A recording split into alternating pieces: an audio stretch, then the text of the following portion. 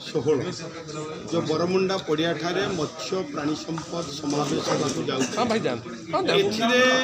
राज्यर विभिन्न जो माने सफल चाषी रही एवं राज्य बाहर विभिन्न जो माने वैज्ञानिक अच्छा जो माने अभिज्ञान संपन्न व्यक्ति अच्छा जोगदेवे आम मुख्यमंत्री कर कमल 14 तारीख दिन आगे उद्घाटन करने एवं शेष दिन आम महामहिम राज्यपाल जोगदेवार व्यवस्था रही तेणु ए विभिन्न सफल चाषी